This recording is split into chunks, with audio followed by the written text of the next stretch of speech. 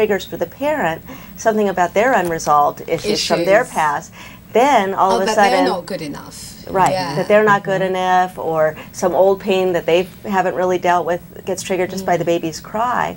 And then they're not reacting to the baby anymore, they're reacting through the filter of their trauma. You know, sometimes even seeing the baby is more developed or bigger than they are, who's supposed to take care of them. You know, you get a lot of parents who are kind of looking to the baby to fulfill their needs or to meet some emptiness in them, and then that really isn't nurturing to the baby. And you really see that playing out in the baby might be very clingy toward the parent, but they never seem like they're getting their needs met. Yes, and so that's what causes the clinginess. Yes. And so with this sort of stuff, how does one deal with it? It's interesting. Lisa's father wrote a book called Compassionate Child Rearing, in which he really outlined methods to get out of this kind of a situation. And in fact, we designed a program called the Compassionate Child Rearing Parent Education Program, which really, you take a group of parents, and this group where they're talking together has two focuses, a dual focus. You're always shifting back and forth between the two.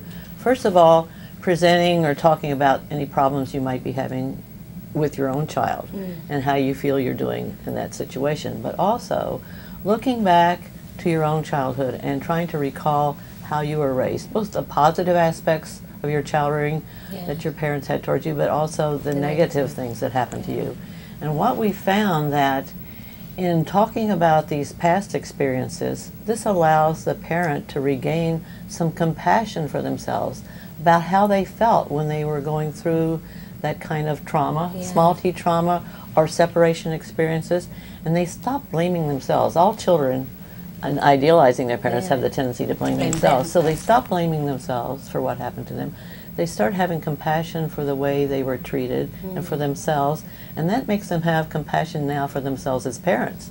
And it's so amazing to see that as soon as they have that feeling for themselves, it's immediately transmitted to the child. The child picks it up because the parent has now a relaxed, compassionate, emotional mindset, if you will, state of mind, and that just naturally goes out toward the child. And then the parent is able to act on his own intuition in taking appropriate child rearing methods, if you will, rather than having to read a book about what he or she should do.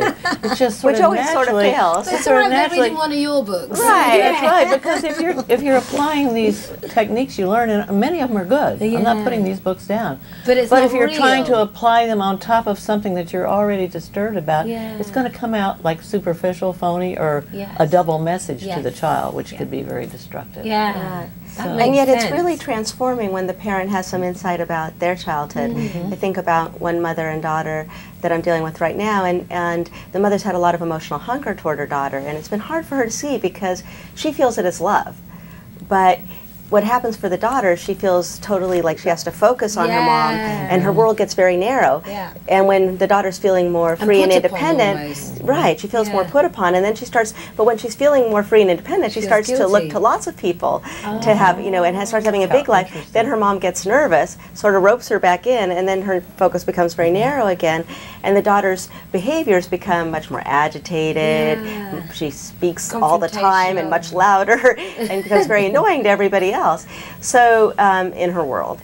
So, but the mother started to recognize that her father had a lot of emotional hunger toward her, and that he really needed her to look good to reflect on him and make him feel okay. So taking this, darling little daughter around made him feel like he was a better person, or more complete. Getting good grades or whatever. Reflected back on him. Reflected back on him, and then when she was able to see that sort of for the first time, then all of a sudden it's interesting, her daughter's focus wasn't on her anymore. She was back to being more relaxed and more herself, and had this bigger world again, with no words happening between the mother and daughter.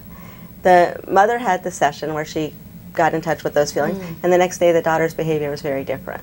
So it's really interesting, and we found this over and over again in our parenting groups as well. Whoever's parent had spoken that day, the child would feel a lot better that day. And they weren't present in these meetings. But it has a big impact. When something shifts inside the parent, it relaxes the child. And a lot of parents do that, though. A lot of parents almost live their dreams through their children. So that's their way of sort of redeeming whatever wrongs of mistakes that they've made. I think when talking, it's really important to explain this concept of emotional hunger because it's been one of the key points in the Compassionate Child Rearing Parent Education Program. We devote 1 or 2 meetings to it. Emotional hunger is really just a longing or a desperation based on dependency needs that you still have left over from your own childhood when you may have been deprived and you didn't have, your parents didn't quite have enough emotional sustenance for you. So but it gets confused in your mind because it feels like inside it feels like a deep longing or almost a physical ache. The sensation feels to parents like the sensation of love. And they'll reach out and touch a child, but what they're trying to do is really get some love from the child or get some reassurance or get some soothing from the child to soothe them. This hole. And the only way you can tell the difference almost, because it does feel the same, is if you look at the child. If the child is really flourishing and seems centered in himself and non-clingy, he is like probably not having that hunger directed towards him from one of the other parents. But if he's clingy or even avoidant or unable to be soothed even though when the parent's holding him, probably having a lot of emotional hunger directed to him. And this feels like a drain on the child. It drains them of their emotional sustenance, of their energy.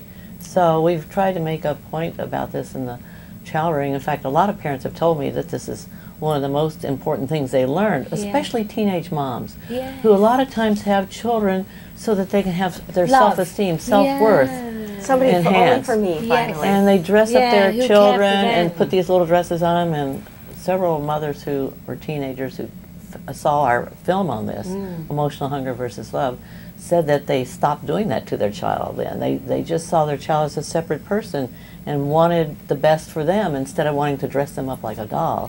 So it really was an important concept for them to have. Wow. And it, that emotional hunger really does drain the child. I was talking to a man today, and he's getting into a new relationship, and he has a fear of women coming toward him because his mother was so emotionally engulfing, and she was aggressively hungry toward him. It wasn't like sweet, tender. Where are you? Well, and or enveloping physically, hugs. actually, physically rough, grabbing him up, as a little kid, to meet her need. And he was actually repelled by her affection, even as a little boy. And if you think about how much a child wants physical affection from their mom, if a little boy is feeling repelled by his mother, there's something not right there.